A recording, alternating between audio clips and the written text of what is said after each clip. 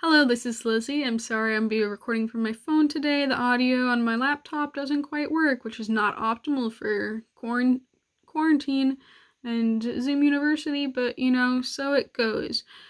I'll be talking about Propagation of Lilacs today, and thanks for joining me. A little bit on the history. They originated in the Balkan regions, so around Greece and Turkey. And they were cultivated a lot in Central Europe in the 1500s. They became so prevalent that people kind of forgot that it was in the wild somewhere. So, an Oxford professor of botany in 1794 rediscovered them in Istanbul, and it was like crazy because they're like, wait, this actually still grows in the wild. And in cultivation, it becomes a big shrub, and in the wild, it's a small shrub. There's many different species. Like all plants, they can handle a lot, but there are optimal growing conditions. They like a lot of organic material, and they do best in loam because they need good drainage but still get water. They prefer sunny locations. They need at least 6 hours of sunlight, and they need to have soil that is neutral or slightly alkaline. There are many different ways to propagate lilacs, but the most common is softwood cuttings. Hardwood cuttings don't really work because they take too long to root. Hugging systems are essential in this system.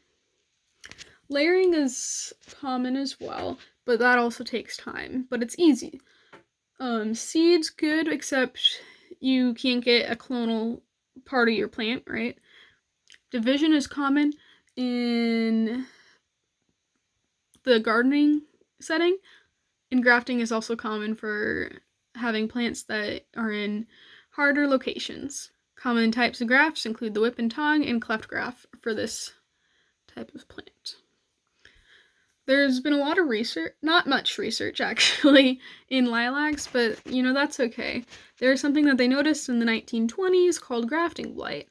They typically use rootstock from ash or privet trees, and because they're hardier and work better, and when you want to graft a rootstock, graft onto the rootstock, you want the rootstock to not make its own progeny by suckers underground so that it doesn't overtake it.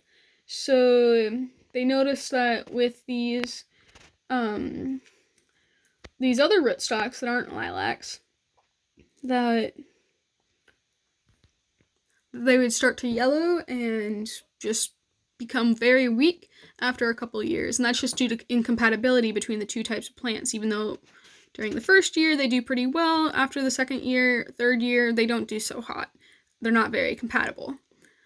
There's also some study, because this is a deciduous shrub, there's a study in the University of Finland that was looking at how it relates to deciduous trees and the fact that climate change, we know that plants have photoperiod, and that kind of tells them when to senesce and lose their leaves, but there's also consideration of temperature, and they found that temperature does in fact have an effect on when the plant senesces. The research from Finland only had 9 plants over 2 years, so I think that could be improved a little bit. There's more diseases that I think could be studied, and something I didn't find much about was the idea of horticultural therapy, and I think that's because most of this information is older and horticultural therapy is a new concept.